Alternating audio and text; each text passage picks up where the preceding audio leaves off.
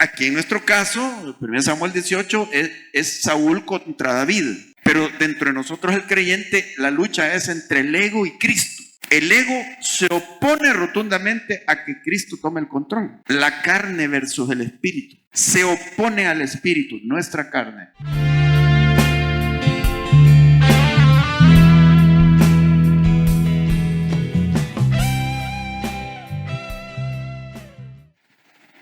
Vamos con 1 Samuel 18, después del mensaje antepasado que tuvo que ver con la victoria de David sobre Goliat.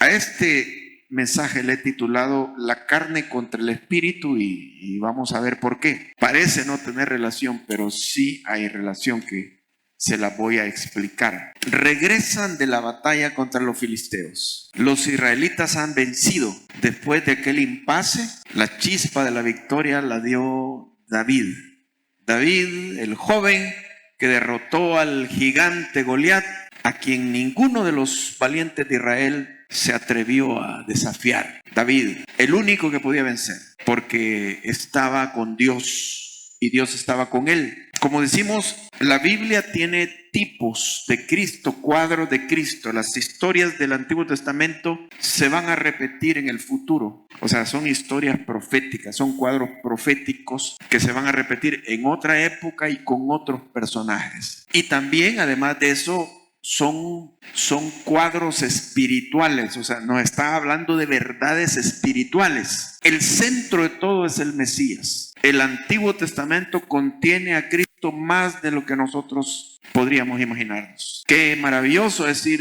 recorriendo el Antiguo Testamento encontrando a Cristo, pero hay que encontrarlo, hay que leerlo con esa mentalidad y con esa oración. Entonces aquí vemos que solo David pudo vencer al gigante, y de igual manera en el Nuevo Testamento se repite esta verdad, que solo Jesucristo ha podido vencer, como Apocalipsis 5, amén, hermano, donde se preguntó quién era el único digno de abrir el libro con los sellos, y dijo, hay uno que ha vencido, la raíz de David, el león de la tribu de Judá, Jesucristo.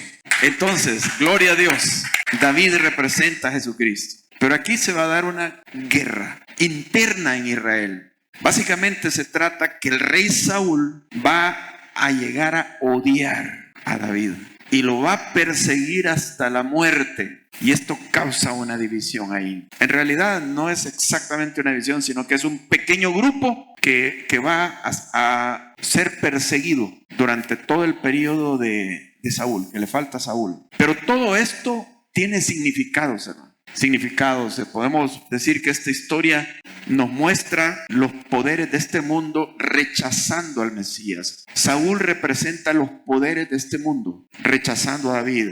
Los poderes de este mundo van a rechazar al Mesías, pero también espiritualmente es una historia de la lucha que hay dentro de nosotros entre la carne y el espíritu. Veamos un poco más sobre esto. Porque estas historias, hermanos, digamos, les doy la interpretación espiritual y profética. Si alguien piensa que estoy exagerando, imaginando mucho, viendo lo que no hay ahí, yo le quiero comprobar con el Nuevo Testamento los principios directos que se refieren a esto, donde encontramos las mismas verdades ya reveladas que en el Antiguo Testamento están en forma de cuadros, de representaciones, de simbolismo. Por ejemplo, Saúl representa los poderes de este mundo y la persecución contra David representa la persecución de los poderes de este mundo contra el Mesías. Veamos este texto, uno de muchos, 2 versículos del capítulo 2 de Salmos. Dice, se levantarán los reyes de la tierra y príncipes consultarán unidos contra Jehová y contra su ungido.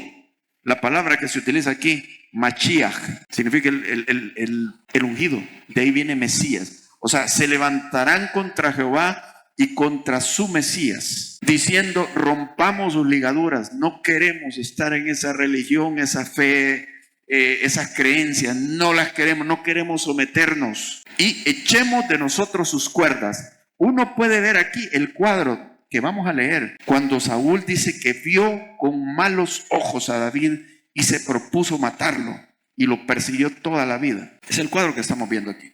Proféticamente son los poderes de este mundo contra el Mesías. Pero hay otra cosa. ¿Por qué significa la lucha interna que se da en nosotros entre la carne y el espíritu? Mire lo que dice la palabra. Porque el deseo de la carne es contra el espíritu y el del espíritu contra la carne, y estos se ponen entre sí para que no hagáis lo que quisieres. Hay una tremenda lucha que dice que no hacemos lo que queremos, o sea, nos vemos obstruidos porque la carne es fuerte y se opone, dice, al espíritu, así como Saúl se opone a David totalmente. Quizás vamos a leer, comenzar a leer, porque aquí hay algo que tengo que explicar también. Capítulo 18 de 1 Samuel. Veamos este personaje, el hijo de Saúl, que se llama Jonatán. Ya va a entrar por ahí en escena. Aconteció que cuando él hubo acabado de hablar con Saúl, el alma de Jonatán quedó ligada con la de David, y lo amó Jonatán como a sí mismo. Y Saúl le tomó aquel día y no le dejó volver a casa de su padre. E hicieron pacto Jonatán y David, porque él le amaba como a sí mismo. Y Jonatán se quitó el manto que llevaba y se lo dio a David, y otras ropas suyas, hasta su espada, su arco y su talabarte. Y salía David a donde quiera que Saúl le enviaba, y se portaba prudentemente. Y lo puso Saúl sobre gente de guerra, y era acepto a los ojos de todo el pueblo y a los ojos de los siervos de Saúl. Bien, el significado profético de esta historia. Hemos dicho, Saúl, los poderes de este mundo. David representa al Mesías, pero aquí viene Jonatán. ¿Qué representa Jonatán? Simboliza los simpatizantes del Mesías. La historia dice que Jonatán llegó a amar a David, y lo vemos en la historia defendiendo a David ante su padre, Saúl, que lo quería matar. Lo vemos siempre hablando bien de David. Oiga bien, simpatizantes del Mesías, no seguidores del Mesías. Hay una diferencia. Con todo y que Jonatán amaba a David, nunca estuvo en el bando de David, porque tenía demasiado compromiso con su papá. Pero tuvo el fin de su padre. Murió con su padre. Así, los simpatizantes del Mesías son gente que cree en Jesús, pero nunca se une al bando de Jesús. Gente que dice, Él es, y dice, yo lo amo, y yo le oro y todo, pero nunca toman el paso de ser discípulos, que se bautizan y unirse a una iglesia. De vez en cuando vienen, van, son simpatizantes. Inclusive, creen que son salvos. La gente que cree que es salva, pero no son seguidores de Cristo, son simpatizantes. Nunca se unen al bando de Cristo. Esto fue Nicodemo, esto fue José de Arimatea, ¿se acuerdan? Pero la palabra en Juan dice que nunca daban a entender que ellos eran seguidores, porque temían a los hombres y amaban más la gloria de los hombres que la gloria de Dios. Jonatán, cuando se despidió la última vez de David, él le dijo a David, lo abrazó, lloró por él y le dijo, un día tú vas a reinar en lugar de mi padre, y yo voy a ser segundo contigo. Jamás sucedió, jamás sucedió. Jonatán murió igual que su padre. No sé qué, porque hay gente que casi se salva, pero amaban más, tienen mucho compromiso con este mundo, tienen mucho dinero, probablemente gente de dinero, o no quieren identificarse como seguidores de Jesús abiertamente, y no llegan a ser discípulos de Cristo. Los verdaderos seguidores de Cristo que vamos a ver en esta historia, en 1 y 2 Samuel, eran aquellos que se llaman los valientes de David. Son los que estuvieron con David bajo la persecución de Saúl, que andaban con él huyendo por los desiertos, que combatían juntamente con él. Aquellos que estuvieron en las buenas y en las malas con David, esos eran los seguidores. Esos representan los seguidores, son los valientes de David. Pero lastimosamente hay simpatizantes también, de los cuales Jesús dijo, un día van a venir muchos y me dirán, Señor, comiste con nosotros en nuestras plazas, estuviste con nosotros, echamos fuera demonios en tu nombre, predicamos en tu nombre, hicimos cosas en tu nombre. Y dice que el Hijo de Dios le va a decir, nunca los conocí, apártense de mí. O sea, no fueron salvos, pues son simpatizantes. Ahora habría que hacer un autoexamen, ¿verdad? Soy simpatizante, tengo demasiado compromiso con este mundo, que no sigo a Cristo, no me uno a su bando. Todavía yo no puedo. Tal vez nadie lo reconozca así con estas palabras como la estoy diciendo, pero sería bueno hacer un examen, porque los verdaderos valientes de David, seguidores, están en las buenas y las malas. Y dice en Apocalipsis, y los siguen al Cordero donde quiera que el Cordero va. Lastimosamente, Jonatán es eso, ¿no? Aunque hablaba bien de David, y lo amaba. Dice que lo amaba como así. Y David amaba a Jonatán, pero no era salvo. Digámoslo así. ¿Se acuerdan aquel joven rico que llegó donde Jesús y le dijo: Señor, ¿qué haré para tener la vida eterna? Un hombre que tenía hambre espiritual. Y en uno de los evangelios dice que cuando Jesús le dijo: en los mandamientos sabes, todos los he guardado desde mi juventud. Y dice la escritura ahí, y que Jesús lo amó, dice. Lo amó cuando él dijo así. Pero después, cuando Jesús le dice: vende todo lo que tiene, dale a los pobres y sígame, se quedó triste y se fue. Era simpatizante, pero no era de los siervos, no era discípulo, no tenía vida eterna, pues, en otras palabras. Pero Jesús lo amó, así como Jonatán y David se amaban, amigos, pero nunca estuvo en el bando de Jesús. Nosotros, digamos, somos un campo de batalla. La disputa es entre el rey para sí mismo y el rey de Dios.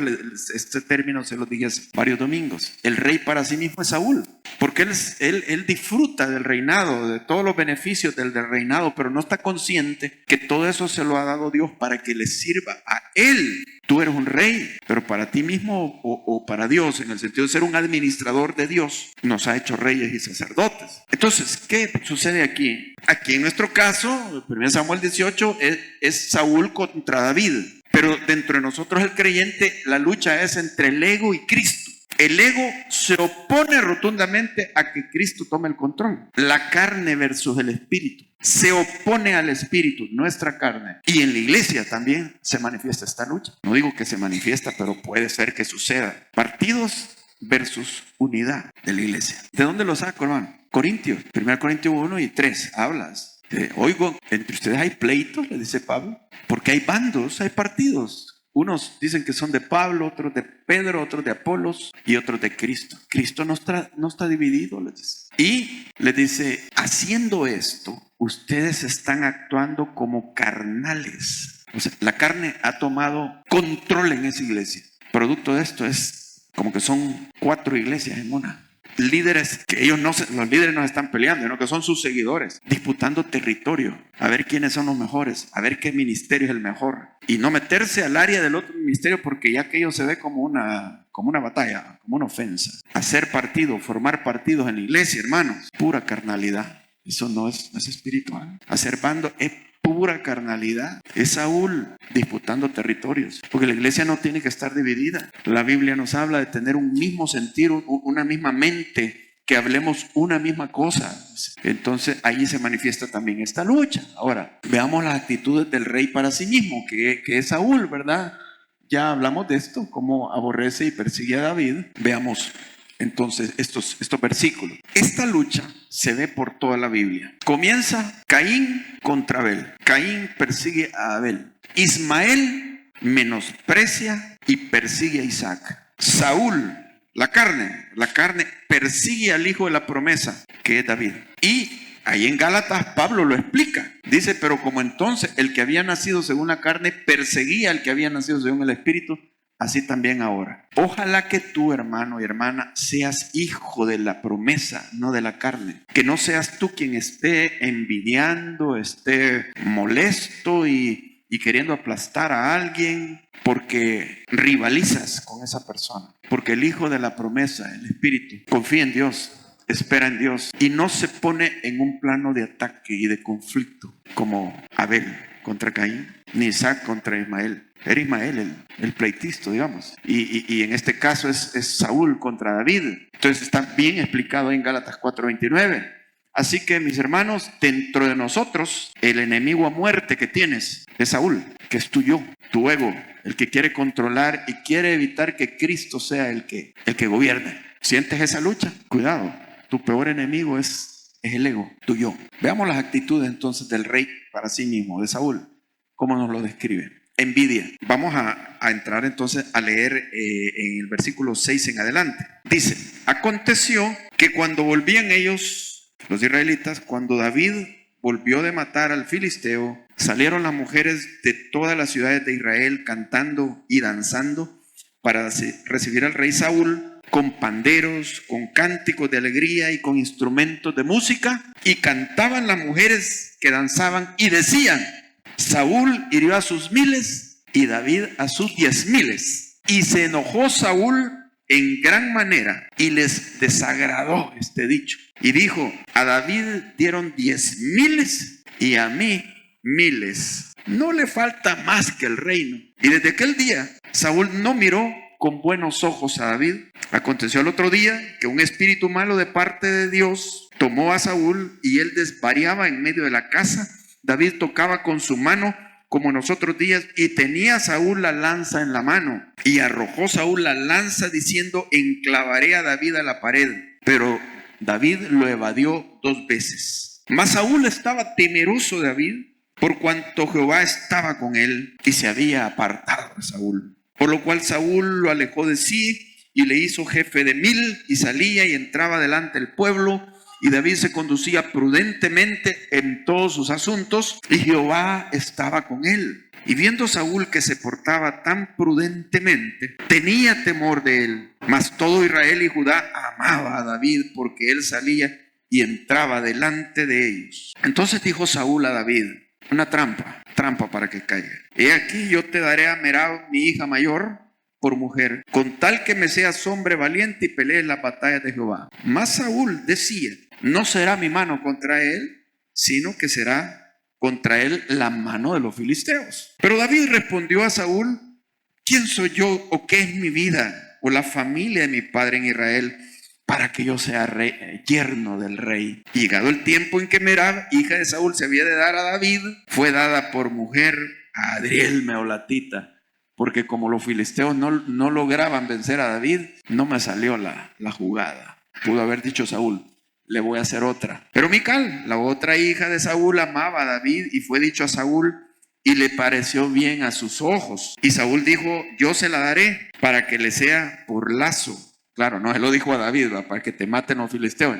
Díganle de esta manera, no lo que yo estoy pensando, ¿va? Para que sea por lazo y para que la mano de los filisteos sea contra él. Dijo pues Saúl a David por segunda vez: tú serás mi yerno hoy. Hipócrita, o sea, porque lo quería matar, pero lo estaba tratando de ser pariente. Me imagino que hasta un abrazo le pudo haber dado: tú vas a ser mi yerno hoy. Y mandó Saúl a sus siervos: hablad en secreto a David, diciéndole: he aquí el rey te ama. Mentira, pero he aquí el rey te ama, y todos sus siervos te quieren bien. Sé pues yerno del rey. Los criados de Saúl hablaron estas palabras a los oídos de David, y David dijo: ¿os parece a vosotros que es poco ser yerno del rey, siendo yo un hombre pobre de ninguna estima? Y los criados de Saúl le dijeron la respuesta a Saúl, de Saúl le dieron la respuesta diciendo: tales palabras ha dicho David. Y Saúl dijo: decid así a David: el rey no desea la dote, sino 100 prepucios de filisteos, para que sea tomada venganza de los enemigos del rey. Pero Saúl pensaba hacer caer a David en manos de los filisteos. Cuando sus siervos declararon a David estas palabras, pareció bien la cosa a los ojos de David para ser yerno. David de toda buena fe, ¿verdad?, para ser yerno del rey. Y antes que el plazo se cumpliese, se levantó David, se fue con su gente y mató a 200 hombres de los filisteos. Y trajo David los prepucios de ellos y los entregó todos al rey, a fin de hacerse yerno del rey. Y Saúl le dio su hija Mical por mujer. Pero Saúl, viendo y considerando que Jehová estaba con David y que su hija Mical lo amaba, tuvo más temor de David, y fue Saúl enemigo de David todos los días. Y salieron a campaña los príncipes de los filisteos, y cada vez que salían, David tenía más éxito que todos los siervos de Saúl, por lo cual se hizo de mucha estima su nombre.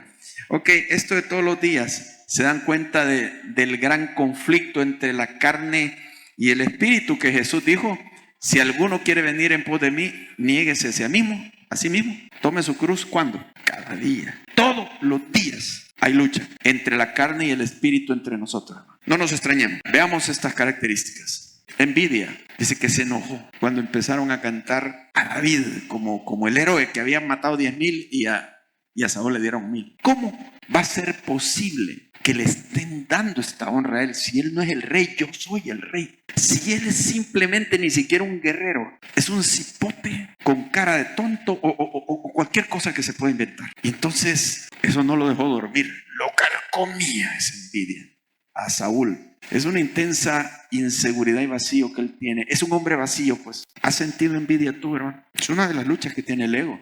¿La sientes? ¿Vives con alguna envidia? Cuando reconocen a alguien, cuando le dan cosas que según tú no lo mereces, que tú sí lo mereces, pero él o ella no lo merece. Cuidado, cuidado, reflexiona mucho dentro de ti para que no vaya a ser que esto te esté consumiendo.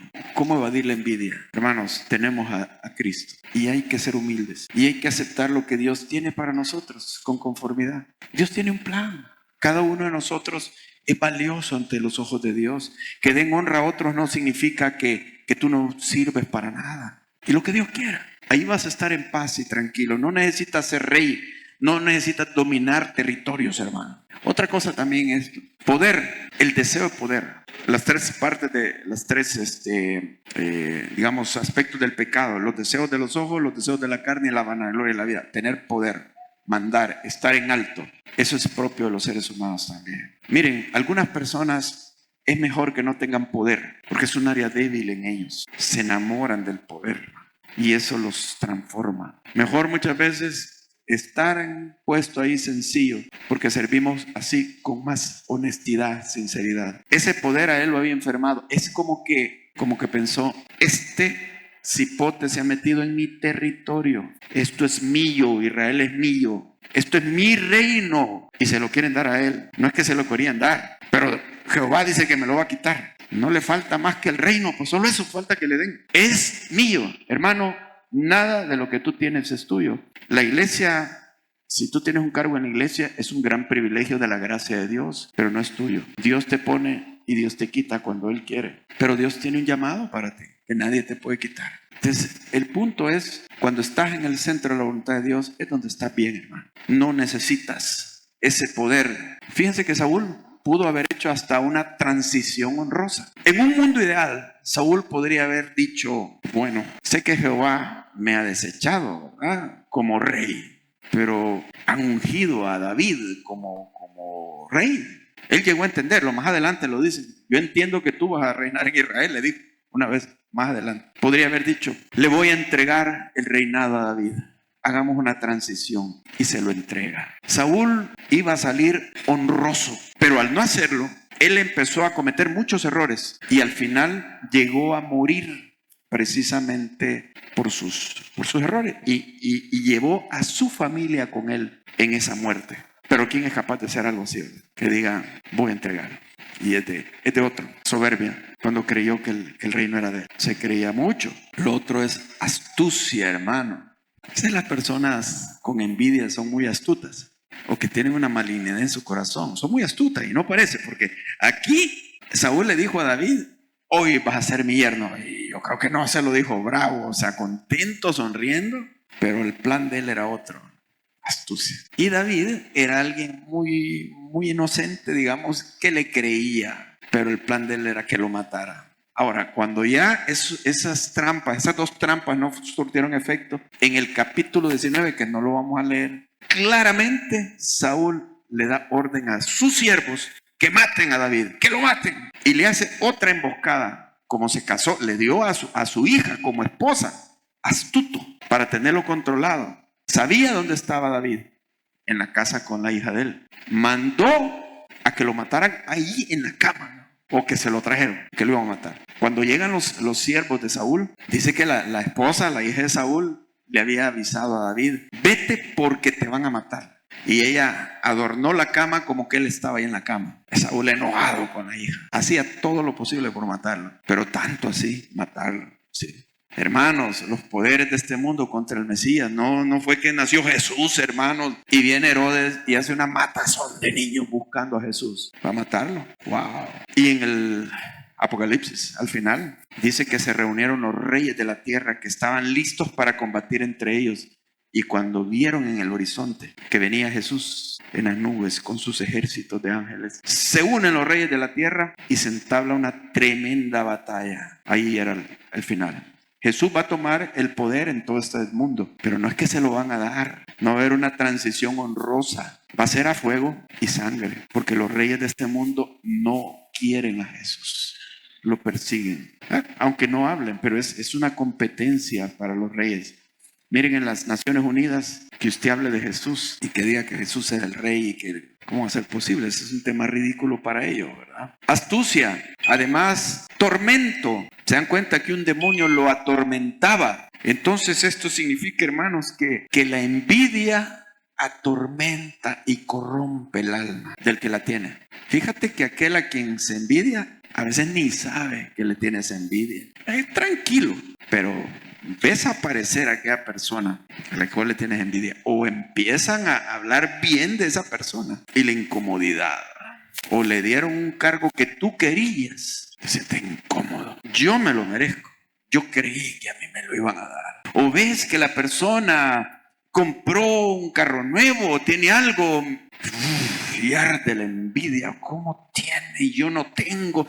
Hermanos, tengamos cuidado con todo eso. Eso nos carcome. Pongamos nuestra confianza en Él. Teniéndolo a Él, tienes todas las riquezas. No envidien nada ni nadie. Dios te ha hecho como eres y así te usa. Todo lo que quiere es que confíes en Él, que tu fe esté puesto en Él, que lo que tú quieres es que Él viva en ti. No tener territorio, tener mando, hacerte sentir y que tu ministerio sea exaltado sobre todo. No eso, hermano. Eso es Saúl. Tiene que ser David, tiene que ser Cristo. Veamos las actitudes del rey para Dios. El rey para Dios es David. Primero, prudencia. ¿Se dan cuenta que dice la Escritura que David se conducía prudentemente en la corte del rey? ¿Qué significa esto en su contexto? Que era prudente. David era un jovencito, como él dijo, pobre, de una familia insignificante. Y viene y entra a la corte del rey a relacionarse con el rey, con su familia y con todos los principales. ¿No creen ustedes que algo así, de repente, se le suben los humos a alguien y empieza a cometer errores? Porque como ve aquello, que ya hay riqueza y todo, empieza a agarrar, se desboca. Entonces esto que él tenía prudencia significa que él vigilaba atentamente su propio corazón de no enamorarse de las cosas materiales y de no creerse la gran cosa, porque ahora estaba relacionado y hasta emparentado con el rey. No creerse, seguir guardando su posición que Dios le había enseñado cuando él era un desconocido, simplemente cuidando ovejas, un poquito de ovejas por allá, pero él meditaba en Dios y Jehová era su pastor, para que eso no se le olvidara. Él era prudente como se conducía. En el libro de Proverbios dice, si te invita un hombre rico a comer, dice, pon cuchillo a tu garganta. ¿Qué significa? Te van a dar buenos platos, buenas cosas, pero está bien, disfrútalas, pero no te vayas a enamorar de todo lo bueno. Que cuando llegues a tu casa y todo lo que haya sea frijoles, queso y una tortilla, insatisfecho, porque el que ha probado lo bueno ya no quiere, como dice, el que ha probado pollo ya no quiere frijoles. O sea, ese es el corazón humano nuestro. Y esa era la prudencia de David consigo mismo. Debemos de estar vigilantes nosotros también. Que el otro lo están reconociendo. Pues yo también voy a sacar mi foto para que me vean. ¿Por qué lo haces? No se trata de una competencia. Hay una genuinidad con Dios, muchas veces en secreto, los demás no lo ven. Pero no vamos a hacer algo por nosotros mismos, para nosotros mismos. Sencillez. David no pensaba mal de Saúl y de buena fe le creía la trampa de Saúl. Vas a ser mi yerno hoy, pero ¿qué? Lo que quería era matarlo, pero le voy a pedir de dote 200 prepucios de filisteos. Cuando él va, ahí lo van a matar. Y David lo toma en buena fe. El rey quiere que yo sea su yerno. ¿Y quién soy yo para tener ese privilegio? La sencillez, ¿verdad? Pero hermano, es mejor ser sencillo que astuto. Astuto en el sentido maligno. ¿Qué dijo Jesús? He aquí yo os envío entre lobos. Sed pues prudentes, igual que David, prudentes como serpientes y sencillos como palomas. Sencillo, sé sencillo, hermano. Sé de buena fe. Esto no quiere decir que no tengas discernimiento, porque después de esta experiencia, David se va a dar cuenta y va a llegar a comprobar que de hecho Saúl sí lo quería matar. Y entonces huye y se protege. Pero no es porque él actuara con astucia contra Saúl o estuviera tramando algo contra Saúl. Entonces, que nos caracterice la sencillez, hermano, ¿no? Pero con discernimiento, como dijo Pablo, hermanos, sed maduros en la forma de pensar, pero ingenuos en la malicia. Es la cuestión, el problema es la malicia, sencillo con relación a la malicia. Lo otro, la humildad. Él sentía que no merecía los privilegios del rey. Eso debe caracterizar a los cristianos. dice, haya en vosotros este sentir que hubo en Cristo Jesús, el cual siendo en forma de Dios no estimó el ser igual a Dios como cosa que aferrarse, sino que se humilló a sí mismo, tomando forma de hombre. Pero antes de eso acaba de decir ahí en Filipenses 2, cada uno estimando como superior a los demás, superiores a sí mismo. La gente es superior a ti mismo en algunos aspectos. No es que tú no valgas nada, pero siempre aquellas personas que uno puede menospreciar son mejores que uno en algunos aspectos. Ellos han avanzado más. Entonces prácticamente que necesito de ellos. Y Dios me hace avanzar en otros aspectos que yo puedo ayudarles. Entonces somos complementarios y mucho más lo entendemos en la iglesia. Pues. Todos los ministerios nos necesitamos, todo liderazgo se necesita. Todos nos necesitamos en los dones diferentes que tenemos, son dones diferentes. Nadie aquí es autosuficiente y tiene todos los dones. Y Dios lo ha dejado así, para que no nos vayamos a vanagloriar. Si te dan un cargo, cúmplelo de corazón, con humildad, como David. Y no te creas que porque eres superior o mejor o más eficiente te lo han dado. ¿Cuál era el sentir de Pablo? Pablo decía, si en algo me voy a gloriar más bien en mis debilidades. Y de los pecadores yo soy el primero, porque ni soy digno de ser apóstol, porque perseguía a la iglesia de Dios. Hizo blasfemar a los cristianos. Eso le dolía. Él recordaba su pasado, de dónde era traído por Dios, cómo lo había salvado. Y decía de los pecadores, yo soy el primero, pero por la gracia de Dios soy lo que soy. Y su gracia no ha sido en vano para conmigo. Siempre siéntete agradecido por la gracia de Dios. Estás protegido por la gracia de Dios y no te creas que lo mereces. Aún en el Antiguo Testamento dice, no se alabe el sabio en su sabiduría o el fuerte en su fuerza, sino si alguien hubiese de alabarse, dice, alábese en esto, en conocer y entender que yo soy Jehová. Esa debe ser nuestra gloria, es Él, me gloriaré en Él. Y si en algo me voy a gloriar, dice, más bien en mis debilidades. Así me voy a proponer para que la gente no piense más de mí, que los quiero tener apantallados y que digan, uy, qué hermano este es como un apóstol, este es como un ángel que ha venido del cielo. No, que no se engañen, hermano. Es Cristo el que hace la obra. Y mira, y si alguien te tira una florcita, o sea, te alaba, piensa esto. Quizás no se lo digas, pero piénsalo. Hermana, qué maravillosa usted, hermano, qué fabuloso. Es que a usted lo sigo, que no hay que. Dígase a sí mismo, no sabe lo que está diciendo.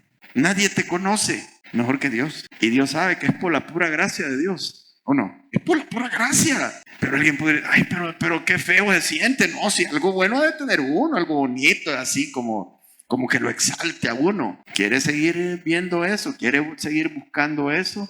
Hay como una ligación ahí con ego todavía. Claro, Dios te ha transformado, qué bueno. Y si alguien te felicita en su justo momento, maravilloso, pues en su justo momento, tal vez lo que puedas pensar es, gracias Señor.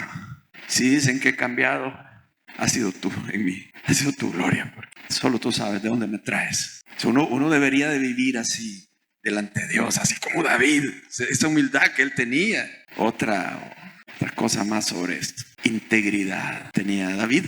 Porque mire, cuando tienes un enemigo, trata de hallar en qué te va a hundir. Estoy seguro, alguien que no ha quedado contigo, que tal vez lo despediste, la despediste o algo pasó, algo terrible va a decir, te va a meter una puñalada. Cuando una persona se convierte en enemigo o enemiga, Saúl buscaba eso. Y dice que Saúl temía a David porque Jehová estaba con él, pues tenía que ver con la integridad, porque como se portaba tan prudentemente David, que nadie hallaba cómo agarrarlo.